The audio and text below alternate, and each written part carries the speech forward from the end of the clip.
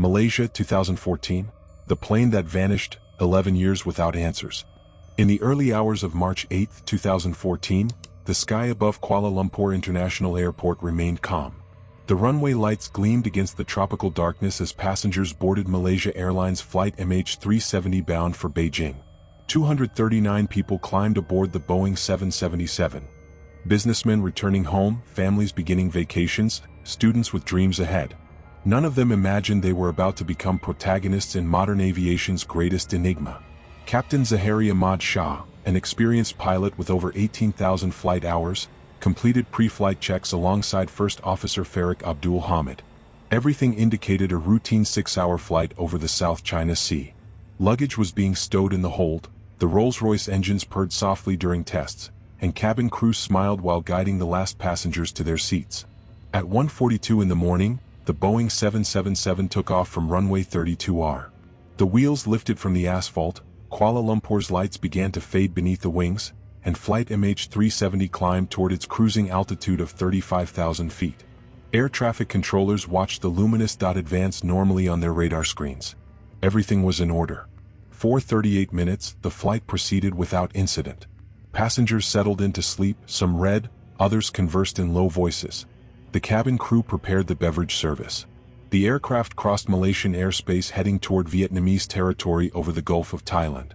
Communications with air traffic control were normal, professional, routine. At 1:19, First Officer Farik transmitted the last words that would be heard from flight MH370, "Good night, Malaysian 370. His voice sounded calm, without any indication of emergency. The Malaysian air traffic controller responded confirming the transfer to Vietnamese control. Seconds later, the aircraft's transponder, the device that transmits identity, altitude, and position, abruptly shut off. What happened in the following minutes defies all aeronautical logic. Instead of continuing its route toward Beijing, the Boeing 777 executed a sharp left turn. Malaysian military radars detected an unidentified aircraft crossing back over the Malay Peninsula, flying between the Malaysian and Thai borders with a precision that suggested expert knowledge of radar blind spots.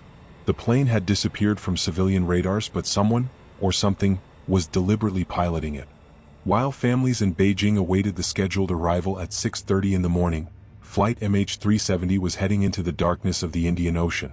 No distress signal was emitted. No emergency communication reached the control towers. The most modern and trackable aircraft of its era simply vanished, taking with it 239 lives and leaving behind the most disturbing mystery in commercial aviation history. The clocks marked 2:40 in the morning when Vietnamese air traffic controllers noticed that the flight had not established contact. They attempted to communicate repeatedly. Only silence responded from the void. Somewhere over the immense Indian Ocean, beneath a starry sky that no one else would ever see again, the Boeing 777 continued flying toward an unknown destination. The black boxes recorded data that might never be recovered. The engines consumed fuel with the efficiency for which they were designed, prolonging the agony of uncertainty. When the sun began to rise over Asia that morning, the arrival screens at Beijing Airport still showed flight MH370 as delayed. Families waited with growing anxiety in the arrivals hall. Malaysia Airlines employees exchanged worried glances. And somewhere in the vast ocean, beneath thousands of meters of salt water and absolute darkness, lay the answers that the world would desperately search for over the next 11 years. This is not the account of an accident. It is the chronicle of an impossible disappearance that defied all certainties of the modern era, where every aircraft should be trackable, every communication recorded, every movement monitored. It is the story of how 239 people boarded a plane and simply ceased to exist for the world, dragging with them secrets that the ocean refuses to reveal. Flight MH370 was not just any route. It was a vital air corridor connecting Kuala Lumpur with Beijing, regularly operated by Malaysia Airlines with registration 9MMRO, a Boeing 777-200ER that had been delivered new to the airline in May 2002. For 12 years, this aircraft had flown the skies without serious incidents, accumulating 53,465 flight hours. Its last complete maintenance had been performed just 10 days earlier, on February 23. All systems were functioning perfectly. Captain Zaharie Ahmad Shah, 53 years old, represented the elite of Malaysian aviation. He had begun his career as a pilot in 1981, gradually ascending until becoming a flight instructor and examiner. His colleagues described him as meticulous, professional, and passionate about flying. In his home in Shah Alam, he had built an elaborate flight simulator where he practiced complex maneuvers during his days off. His social media showed a man dedicated to his family, enthusiastic about technology, and committed to Malaysian social causes. First Officer Farik Abdul Hamid, 27 years old, was at a different stage of his career. With 2,863 flight hours, he was completing his final transition to the Boeing 777, accumulating experience under the supervision of experienced captains like Zaharie. Farik came from a respected Kuala Lumpur family and was planning to marry soon. His instructors reported satisfactory performance, with no irregularities in his record. That March night represented another routine step in his professional training. The cabin crew consisted of 10 flight attendants, veterans and novices mixed according to Malaysia Airlines standard protocol. Andrew Nari, 47-year-old cabin crew chief, led the team. Serving alongside him were Wan Swade, Go Sok Lay, Tan Sais Hiang, Ing Mei Li, Chukar Mui, Mastura Mustafa, Sanjit Singh, Junaidi Mohammed, and Mohammed Hasran Mohammed Hasnan. Each of them had passed extensive safety training, emergency procedures, and customer service. None suspected that their experience would be tested in an unimaginable way. Among the 227 passengers traveled citizens of 14 different nations. 152 were Chinese, most returning home after business trips or tourism in Malaysia. 38 Malaysians were completing work assignments or visiting family. Others came from Indonesia, Australia, India, France, the United States, Iran, Ukraine, Canada, New Zealand, the Netherlands, Russia, and Taiwan. Each carried personal stories, unfinished projects, expected appointments upon arriving in Beijing. Philip Wood, a 50-year-old American engineer working for IBM in Malaysia, had sent messages to his partner Sarah Bajk hours before the flight. He spoke of their future plans together, of moving permanently to Asia, of building a shared life. Rodney and Mary Burrows, a retired Australian couple, were returning from a tropical vacation, with freshly taken photographs in their digital cameras. Huria Nur Muhammad Murdad and Delavar Syed Muhammad Reza, two young Iranians aged 19 and 29, were flying with stolen passports toward Europe, seeking better economic opportunities through irregular migration routes. In Beijing, families were preparing receptions for their loved ones. Elderly parents waited to embrace children who worked far away. Wives anticipated the return of husbands who had been absent for weeks. Children rehearsed words of welcome for parents who would bring gifts from Malaysia. No one in those arrival halls imagined that the following hours would transform their lives into an endless nightmare of uncertainty. Kuala Lumpur Airport that night operated with absolute normality. Security cameras recorded MH370 passengers passing through immigration controls, buying last-minute items in duty-free shops, eating fast food while waiting for boarding. Some sent final messages to contacts, others dozed in uncomfortable plastic chairs, several reviewed work documents on laptop computers. The scene was mundane, repeated thousands of times every night at airports around the planet. Records document that boarding began at 12:50. Passengers presented their boarding passes, handed carry-on luggage to staff who verified permitted dimensions, and walked through the boarding bridge into the interior of the Boeing 777. The aircraft looked impeccable, with leather seats in business class and dense configuration in economy class. Individual entertainment screens functioned correctly, life jackets rested under each seat, emergency exits were marked with lights that met all international regulations.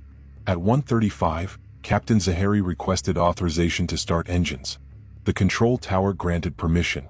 The Rolls-Royce Trent 892 engines began their startup sequence, an automated process that modern pilots supervise more than directly control. Hydraulic, electrical, pneumatic, and fuel systems responded according to programmed parameters. The Boeing 777 was considered one of the safest aircraft ever built, with multiple redundancies for each critical function.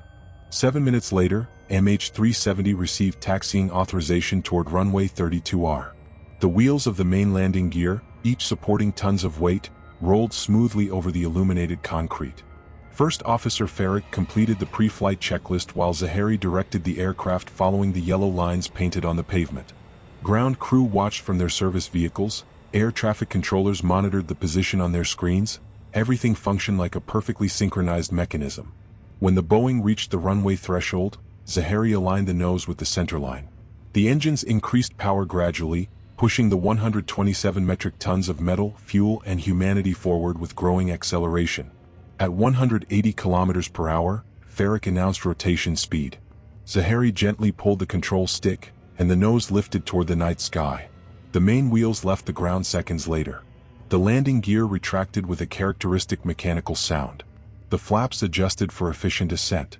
The satellite navigation system confirmed position, heading, and speed with centimeter precision. No indicator showed anomalies. No warning light illuminated on the panels. Flight MH370 climbed toward its cruising altitude exactly like thousands of flights before. The perfect routine of modern commercial aviation enveloped that cockpit where two experienced pilots executed procedures memorized to the point of automaticity. Below them, Malaysia stretched covered by tropical darkness. Ahead, over the Gulf of Thailand, fishing boat lights sparkled like stars reflected in the black water. The autopilot maintained heading 040 degrees, northeast direction toward Vietnamese territory.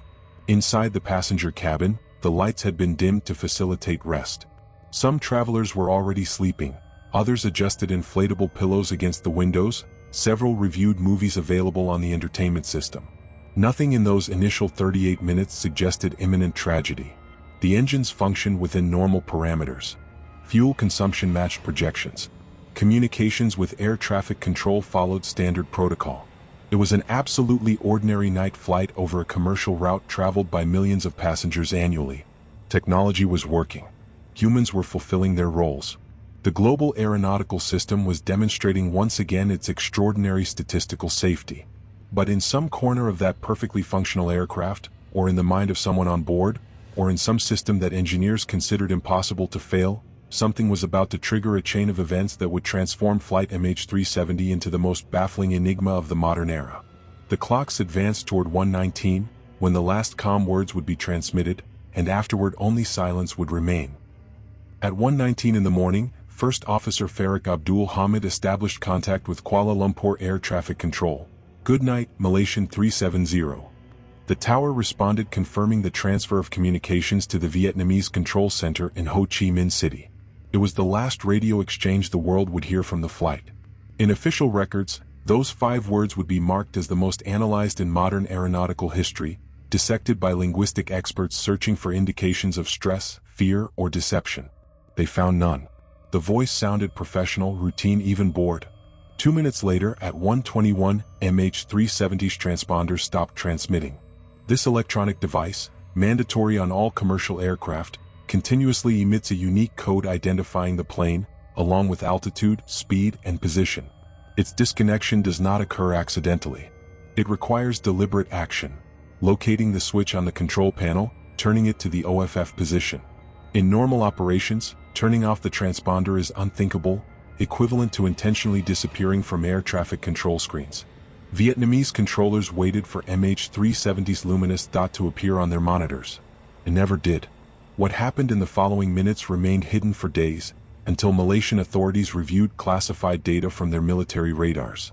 These installations, designed to detect potential air threats, capture aircraft without transponder identification. The records revealed something extraordinary: a radar signal compatible with a Boeing 777 executing a sharp left turn, deviating abruptly from the programmed route toward Beijing. The plane turned southwest, retracing its own path toward the Malay Peninsula. At 1:30, military radars tracked the unidentified aircraft crossing directly over peninsular Malaysia. It flew at an altitude consistent with commercial cruise, approximately 35,000 feet. But its trajectory was anything but commercial. The aircraft navigated with disturbing precision along the border between Malaysia and Thailand, exploiting a corridor where air traffic control responsibilities overlap ambiguously. Whoever was piloting knew these gray zones of regional airspace. The route deliberately avoided areas of complete radar coverage. As MH370 crossed Malaysia's west coast toward the Strait of Malacca, air traffic controllers in Kuala Lumpur and Ho Chi Minh City began to worry. The plane had not established contact with Vietnam as scheduled. Radio communication attempts yielded only static. International Aeronautical Protocol establishes clear procedures for loss of contact. Try all available frequencies, alert adjacent control centers, verify with the airline if they have alternative communication through satellite messaging systems. All these efforts proved fruitless. At 1:45 in the morning, the Boeing 777's automatic satellite systems were executing their silent function. The Rolls-Royce engines transmitted performance data through ACAR signals, Aircraft Communications Addressing and Reporting System, designed for real-time technical monitoring. But someone had manually deactivated this system approximately at the same time as the transponder. However, the aircraft remained connected to the Inmarsat satellite over the Indian Ocean through a basic data channel. Each hour, the satellite system sent an automatic verification signal, a digital handshake, and MH370's equipment responded automatically. These electronic exchanges, insignificant in normal operation, would become the only breadcrumbs that would allow tracking the aircraft's final route. Inmarsat engineers, weeks later, would microscopically analyze this data. The Doppler effect in the signals, subtle frequency changes caused by relative movement, revealed flight direction. Signal intensity indicated approximate distance. Through complex calculations, experts would determine that MH370 continued flying for almost 6 additional hours after disappearing from radars. At 2:22, Malaysian military radars detected the last definitive signal from the aircraft. The plane was flying over Point Mekar, a navigation coordinate over the Strait of Malacca. From that moment, the Boeing 777 was entering territory where ground radar coverage becomes fragmentary. It was flying over one of the planet's vastest oceans, where the distance between inhabited islands is measured in thousands of kilometers and marine depth reaches abysses of more than 5,000 meters. Sometime between 2:30 and 3 in the morning, whoever was controlling MH370 made a decision that would seal the flight's fate. The aircraft executed a turn southward, heading into the southern Indian Ocean. This region represents one of the most remote and desolate zones on the planet. No commercial air routes exist. Maritime traffic is practically non-existent. Ocean currents are treacherous, water temperatures lethal, storms frequent and violent. Heading there intentionally was equivalent to seeking the most effective place to disappear without a trace. The Rolls-Royce engines consumed fuel with the efficiency for which they were designed. Subsequent analyses estimated that the Boeing 777 carried sufficient fuel to fly approximately 7.5 hours from takeoff. Considering the time of initial disappearance and the moment of last satellite contact, experts calculated that the aircraft continued in the air until approximately 8:19 that morning. During all that time, it flew in absolute silence, without emitting distress signals, without attempting any communication with ground. What occurred inside the cockpit during those phantom hours? Investigators would later face this terrifying question without being able to answer it definitively. The Boeing 777 has sophisticated pressurization systems. If something caused sudden depressurization at 35,000 feet altitude, passengers and crew would have only seconds before losing consciousness from hypoxia. Oxygen masks would descend automatically, but they provide air for only 15 minutes, sufficient for the aircraft to descend to safe altitude. If the pilot did not execute that descent, everyone on board would be incapacitated within minutes, dead in less than 20. But this theory of accidental depressurization did not explain the deliberate turns, the intentional disconnection of systems, the precise navigation over specific points. Someone was actively piloting the aircraft. The alternatives were even more disturbing. Deliberate act by the captain? Hijacking? Catastrophic mechanical failure that allowed limited control? Electrical fire that incapacitated communications but left flight controls operational? Each theory presented inconsistencies with available data. At 2:40, when Malaysian air traffic controllers desperately attempted to contact MH370, the plane was already flying beyond the reach of any civilian radar. Emergency protocols were gradually activating. Malaysia Airlines was notified. First phone calls began to crew members' families, discreet inquiries about whether they had received unusual messages. Aeronautical authorities contacted regional counterparts verifying if any radar had detected something anomalous. Slowly, with the bureaucracy characteristic of nighttime crises that awaken officials, the global aeronautical emergency response system began to mobilize. In Beijing, flight information screens showed MH370 with growing delay. Families waited in the arrivals hall, initially patient, then restless, finally alarmed. Malaysia Airlines employees received contradictory instructions from their superiors, who also did not understand the magnitude of what had occurred. What to inform families when there is no clear information? At 6:30 scheduled arrival time, the monitors finally changed the flight status. It did not say cancelled or diverted. It simply showed an unprecedented message in modern aviation: contact lost. Over the Indian Ocean, invisible to commercial satellites, undetectable to radars, silent on all radio frequencies, the Boeing 777 continued its trajectory southward. The sun was beginning to rise over Asia, but where MH370 was flying it was still pitch dark. Southern Hemisphere stars shone over an aircraft transporting 239 people toward a destination that no one except those on board, perhaps not even they, understood. Automatic systems continued functioning.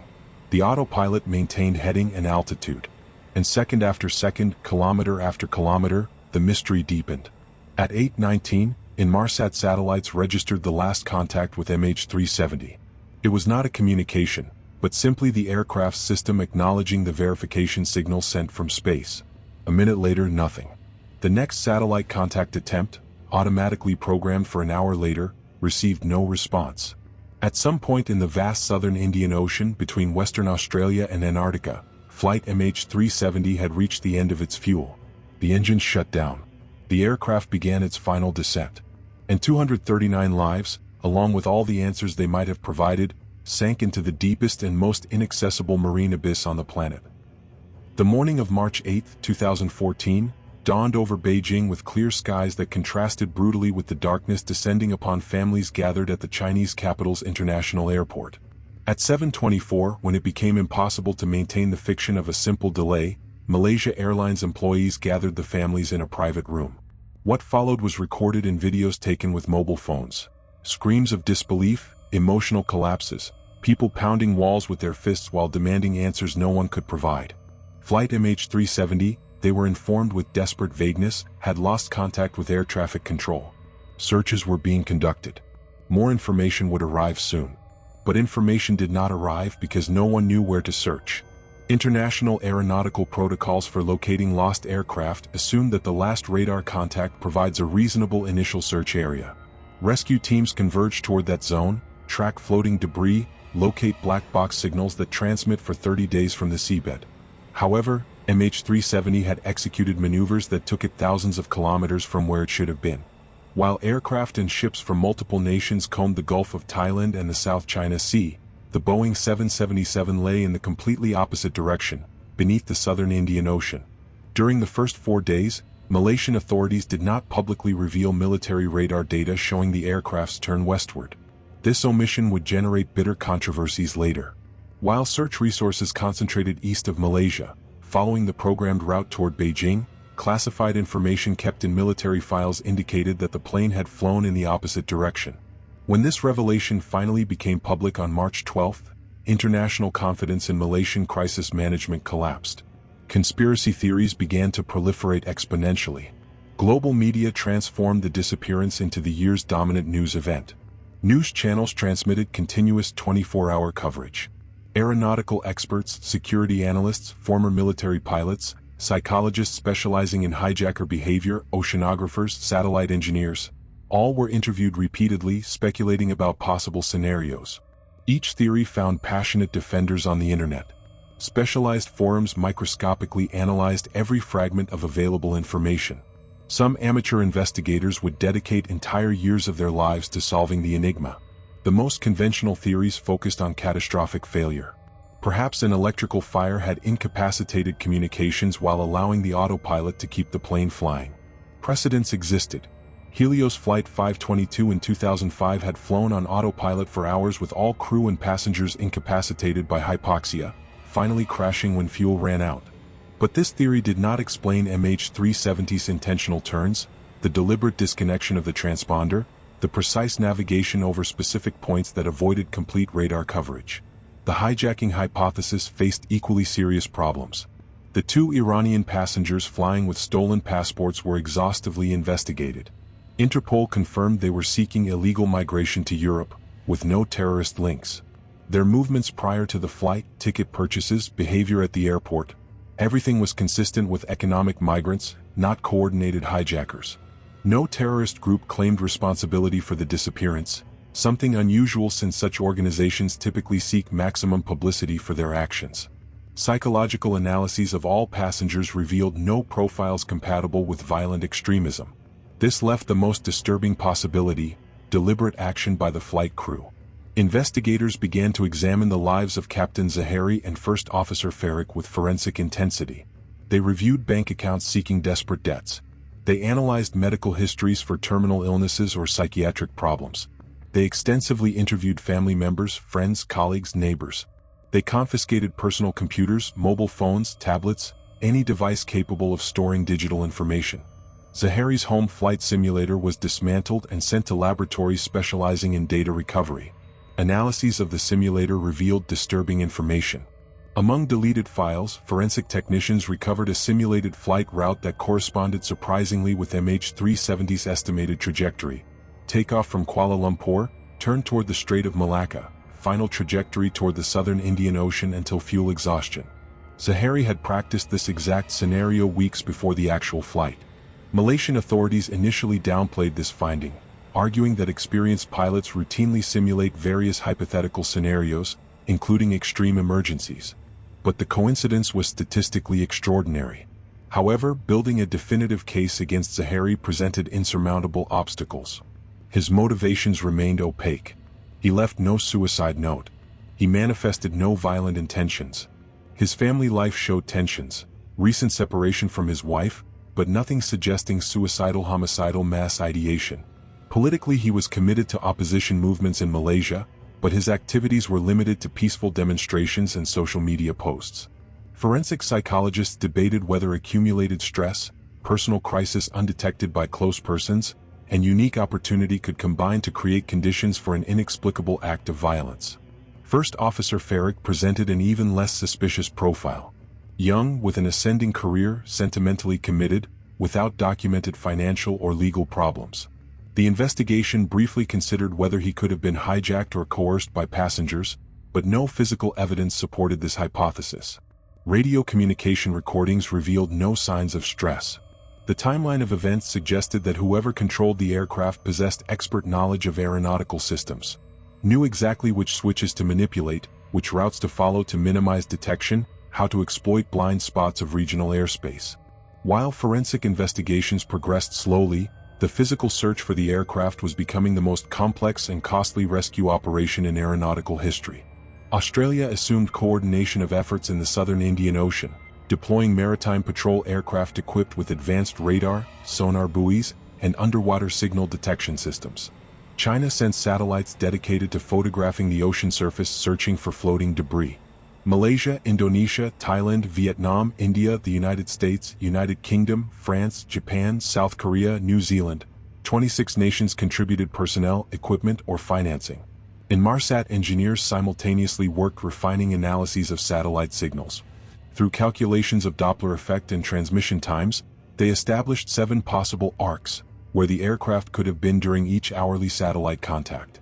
The last arc, corresponding to the moment of fuel exhaustion, extended thousands of kilometers from approximately latitude 40 degrees south to almost 60 degrees south. This area represented millions of square kilometers of ocean, with depths reaching 5,000 meters in the most abysmal zones. On March 30th, additional analyses allowed discarding the northern arc, which would have taken the plane over densely populated land where it would have been detected, concentrating searches on the southern arc over the Indian Ocean. The priority area was initially established at 60,000 square kilometers, later expanded to 120,000, finally widened to 240,000 when first searches proved fruitless. To contextualize this immensity, it was equivalent to searching for an object the size of a commercial aircraft in an area larger than all of Great Britain, underwater so deep that pressure would instantly crush a human being. Search vessels dragged deep-water sonars capable of mapping the seabed with metric resolution. The data revealed an underwater landscape of terrifying beauty, submerged mountains rising 3,000 meters from abyssal plains, canyons deeper than the Grand Canyon of Colorado, extensive plateaus covered by sediment that had not been disturbed for millions of years. In this world of perpetual darkness, lethal pressure, and near-freezing temperature, potentially lay the Boeing 777 with all its answers buried. On April 8, exactly 1 month after the disappearance, a Chinese oceanographic vessel detected acoustic signals consistent with those emitted by aviation black boxes. Renewed hope briefly exploded. Other ships converged toward the zone, deploying autonomous underwater vehicles equipped with high-resolution sonar. For weeks they meticulously tracked the area. They found nothing. The detected signals turned out to be, according to subsequent analyses, probably interference from the search vessel's own equipment or natural acoustic phenomena of the deep ocean. The black boxes, designed to transmit for 30 days, had probably exhausted their batteries without anyone detecting them. On land, families faced unprecedented psychological torture. Unlike conventional air accidents where debris and victims are recovered allowing funerals and closure, MH370 families existed in perpetual limbo between irrational hope and despair. Some clung to theories of secret landing on remote island, kidnapping for unknown purposes, any narrative that kept alive the possibility of reunion. Others accepted the probability of death but demanded bodies to honor according to cultural traditions. Family groups organized protests outside Malaysian embassies, demanding total transparency in investigations. Malaysia Airlines faced existential corporate crisis. Flight bookings plummeted. Shareholders demanded answers. Legal lawsuits accumulated as victims' lawyers sought economic compensation and responsibilities. The airline tried to balance obligations to families with protection of financial interests, an impossible equation that globally eroded its reputation. Employees who had worked with Zaharie and Farouk faced repeated interrogations, some developing post-traumatic stress from association with the tragedy. The world watched horrified as modern technology proved powerless before a mystery that defied rational explanation. In an era where mobile phones can be tracked to specific streets, where satellites photograph automobile license plates from space, where security cameras document every movement in developed cities, a complete Boeing 777 with 239 people had simply disappeared. The illusion of total control, of omnipresent surveillance, of security guaranteed through technology, crumbled before this unacceptable reality. On July 29, 2015, 16 months after MH370's disappearance, a man walked along a remote beach on Réunion Island, French territory in the western Indian Ocean, thousands of kilometers from the active search zone. Johnny Baig, municipal employee in charge of coastal cleaning, noticed something unusual among debris washed by tides. A metal fragment approximately 2 meters long, partially covered by barnacles, clearly manufactured with aeronautical precision. His instinct told him he had found something significant. He photographed the object and alerted local authorities. Aeronautical experts immediately identified the piece, a flaperon wing component that controls speed and lift during landing. The serial number was traced to Boeing records. Confirmation arrived days later through official statement. The flaperon unequivocally belonged to flight MH370, registration 9MMRO. For the first time since March 2014, tangible physical evidence existed of the aircraft's fate. The ocean had delivered a clue, singular and fragmentary, but undeniably real. The finding completely transformed the search. If ocean currents had transported this fragment to Réunion, drift models could retroactively calculate where the impact could have originated. Oceanographers from specialized institutions like Australian CSIRO initiated complex analyses. They input data on marine currents, prevailing winds, water temperatures, seasonal patterns documented during the 16 months elapsed. Computational models generated thousands of possible trajectories, identifying most probable origin zones. Results indicated an area compatible with the final arc previously calculated through satellite analysis, but more specifically toward the northern sector of the search zone. This refined the priority area, though it still represented tens of thousands of square kilometers of deep ocean. The underwater search reoriented, focusing on regions where drift models and satellite data coincided with greater statistical probability. Specialized vessels continued dragging sonars, mapping every square meter of the seabed with resolution that revealed geological features never before documented. In following months, more debris began appearing on distant coasts. In February 2016, a wing fragment was found on a Mozambique beach. Weeks later, another piece emerged in South Africa, Mauritius, Tanzania, Madagascar. All these nations reported findings of aeronautical components eventually confirmed as belonging to MH370. Each piece was meticulously examined in specialized laboratories. Investigators sought evidence of explosion, missile impact, fire, any indication revealing what caused the final catastrophe. Metallurgical analyses proved frustrating in their lack of definitive conclusions. The fragments showed damage consistent with high-energy impact against water surface, followed by prolonged immersion in corrosive marine environment. But the specific fracture pattern did not allow determining whether the aircraft had entered the water in controlled vertical dive, powerless glide descent, or uncontrolled spiral after fuel exhaustion. Each scenario left slightly different signatures in metal structure, but degradation from oceanic exposure had erased critical subtleties. A particularly disturbing discovery came through biological analysis of barnacles adhered to debris. These marine creatures have predictable growth cycles based on water temperature. Measuring calcium layers in their shells, scientists can determine how long they were attached to floating objects. The flaperon's barnacles indicated it floated on ocean surface for periods consistent with drift from the search area to Réunion. This confirmed current models, but also revealed that the aircraft had fragmented sufficiently on impact to release floating components, not remaining intact on the seabed. Simultaneously, investigation into possible human motivations continued. Forensic teams repeatedly reviewed Zaharie's flight simulator, recovering additional files that included internet searches about remote Indian Ocean islands, technical characteristics of Boeing 777 fuselage resistance to underwater pressure, and procedures for deactivating aeronautical communication systems.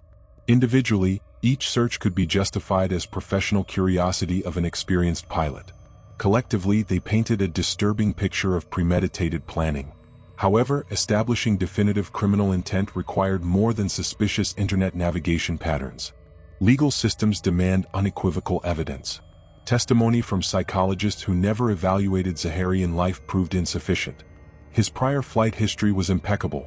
33 years of career without serious incidents, routine psychological evaluations always satisfactory, no formal complaints from passengers or crew. Building a judicial case that officially declared a dead pilot responsible, without recovered body or black boxes documenting his final actions, was impossible under international evidentiary standards. In January 2017, after almost 3 years of underwater search, Australian, Malaysian, and Chinese authorities announced suspension of active operations. They had tracked 120,000 square kilometers of ocean floor without locating the main fuselage. Costs had exceeded $150 million. Technically, it was possible to continue indefinitely expanding the search area, but success probabilities decreased while costs escalated exponentially. Politically, no government could justify unlimited investments in operation not guaranteeing results. Victims' families reacted with understandable fury. Demonstrations erupted outside Malaysian embassies in Beijing. Family groups presented international petitions demanding search continuation. Some financed private investigations, hiring independent experts to review satellite data, analyze drift models, propose new priority areas. American company Ocean Infinity offered in 2018 to resume searches under no find, no pay terms. They would only receive compensation if they located the aircraft. Their 3-month campaign tracked another 112,000 square kilometers using fleets of autonomous underwater vehicles. They also found nothing. Investigators began considering possibilities previously dismissed as improbable. Could the aircraft have glided controllably outside the area calculated through satellite analysis?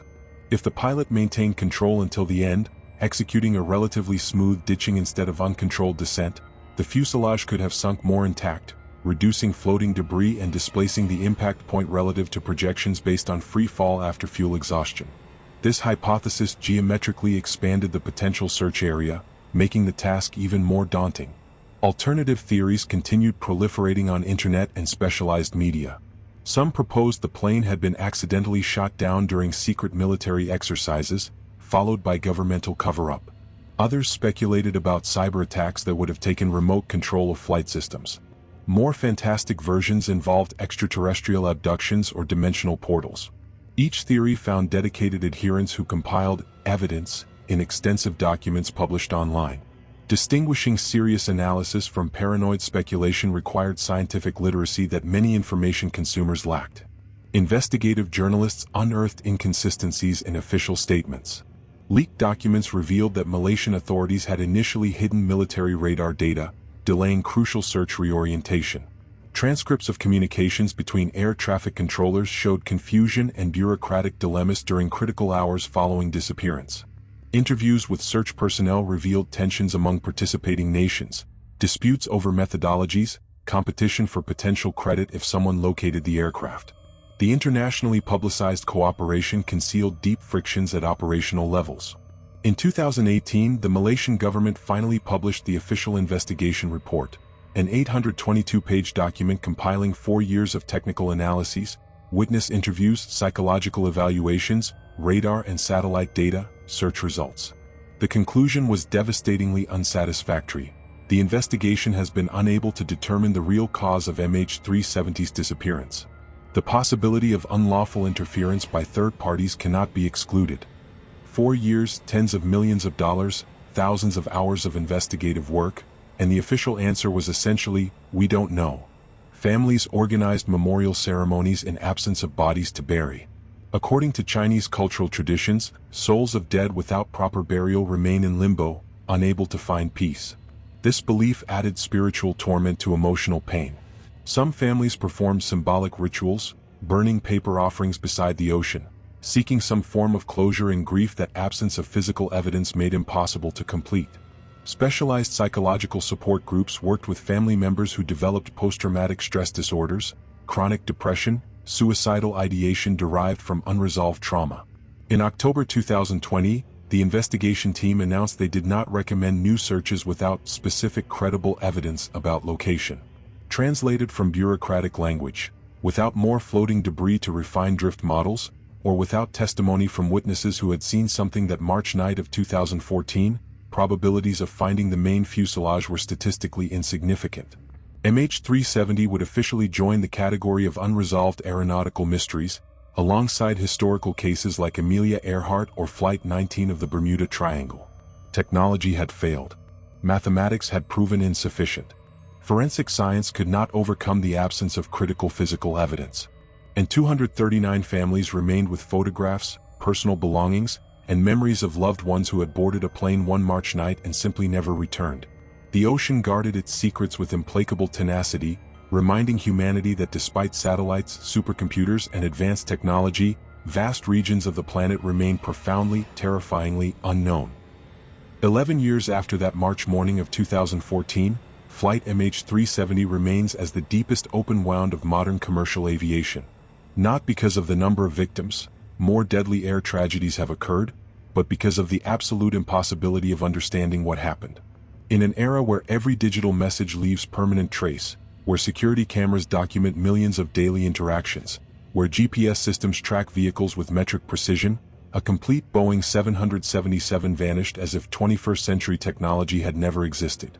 The 33 fragments confirmed as belonging to MH370, recovered on beaches from Réunion to Tanzania, from Mozambique to Madagascar, now rest in storage facilities in Malaysia.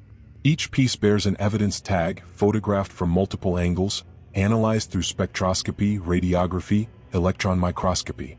Collectively, they weigh no more than 50 kilograms, an infinitesimal fraction of the 190 tons that compose the complete Boeing 777.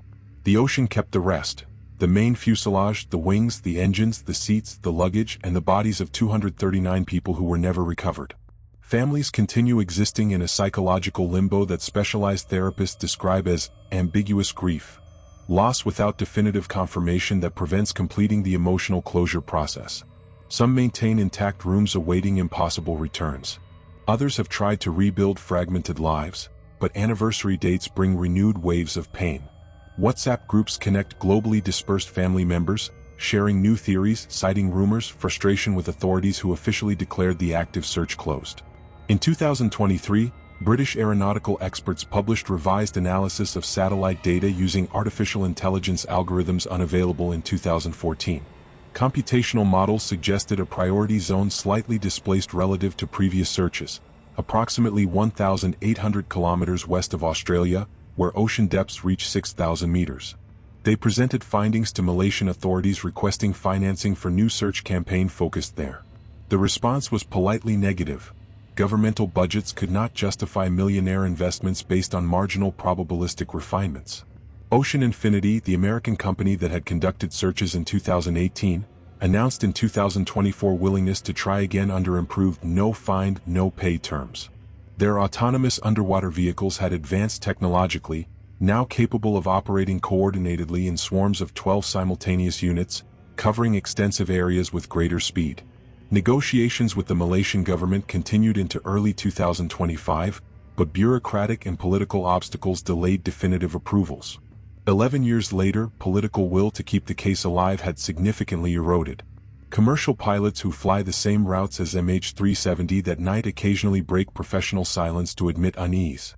They know that security systems implemented after the disappearance, mandatory continuous satellite tracking, impossibility of deactivating transponders from cockpit, redundant communications, are not infallible.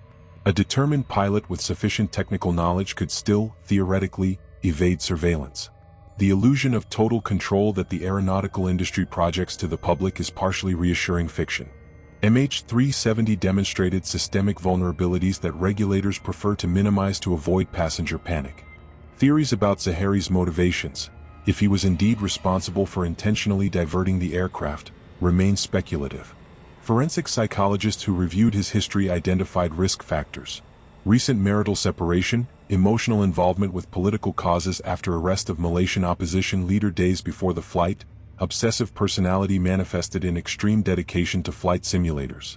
But millions of people face personal crises without committing acts of mass violence. Predicting extreme behavior based on general risk factors is methodologically problematic, prone to false positives. The possibility of passenger hijacking was never completely dismissed despite lack of direct evidence. Hypothetical scenarios involved violent coercion of pilots through threats to cabin crew, forcing them to execute specific maneuvers. But this would require sophisticated coordination, advanced aeronautical knowledge by hijackers, and motivations that no investigation managed to identify. The two Iranians with stolen passports were exhaustively investigated, family histories, digital communications, previous movements, without revealing links to criminal or terrorist organizations. Catastrophic technical failure theories faced the irrefutable evidence of deliberate turns and intentional system disconnection. An electrical fire could theoretically incapacitate communications, but would not explain precise navigation over specific waypoints, avoiding complete radar coverage. Sudden depressurization could incapacitate everyone aboard, but the aircraft continued flying for almost 7 additional hours in consistent trajectory, not erratic. Each technical explanation collapses before some aspect of the flight pattern documented by radars and satellites. Chinese families, representing more than half the victims, organized in 2024 a symbolic pilgrimage to Australia's west coast, the nearest land point to where MH370 is estimated to have impacted the ocean. 120 family members traveled from China, carrying photographs of their lost loved ones, releasing flowers to the sea during an emotional ceremony. Some shouted names toward the horizon, as if voices could traverse thousands of kilometers of salt water and reach those lying in underwater abysses. Local media documented the event, but international coverage was minimal. The world had moved on. Only those who lost part of their souls that March night remained eternally trapped in 2014.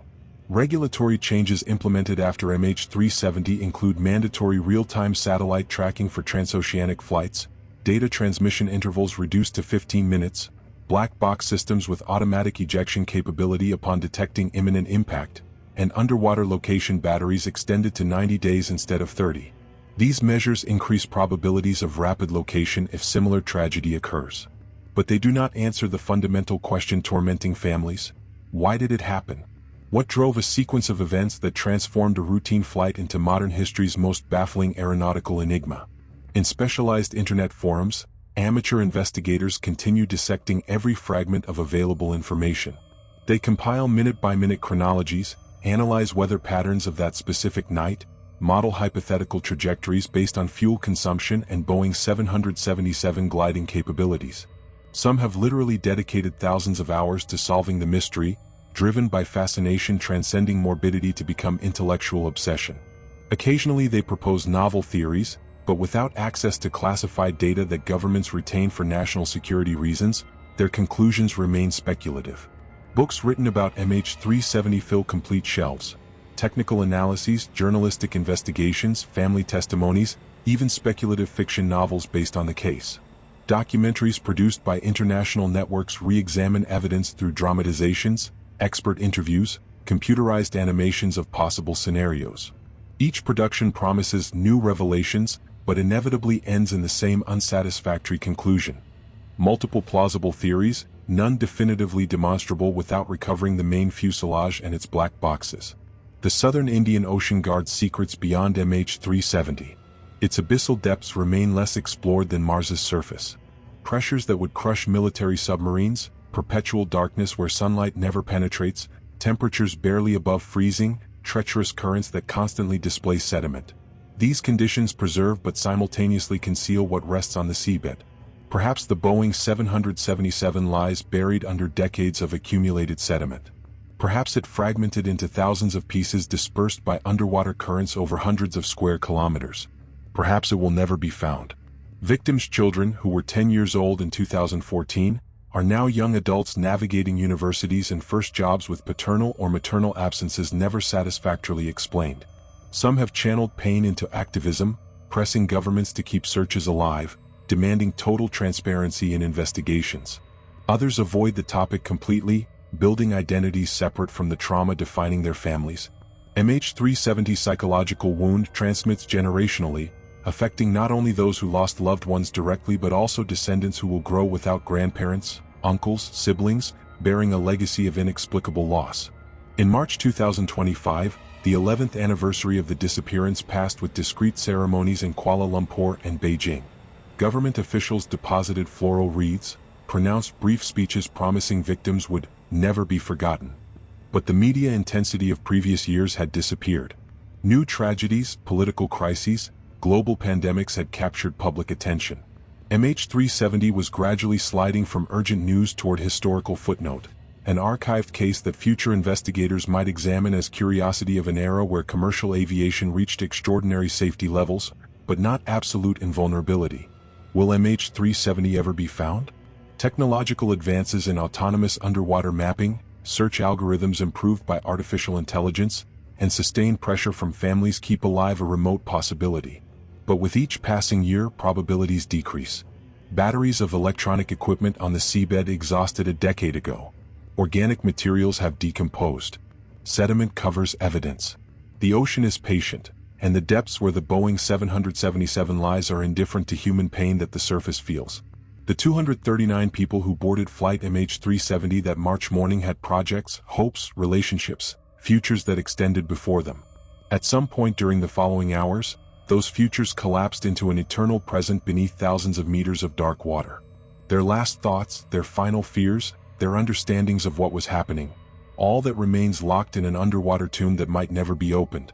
And the world continues flying, trusting systems that MH370 demonstrated were less infallible than technological illusion suggests, because the alternative, paralyzing global aviation for fear of irresolvable mysteries, proves unthinkable.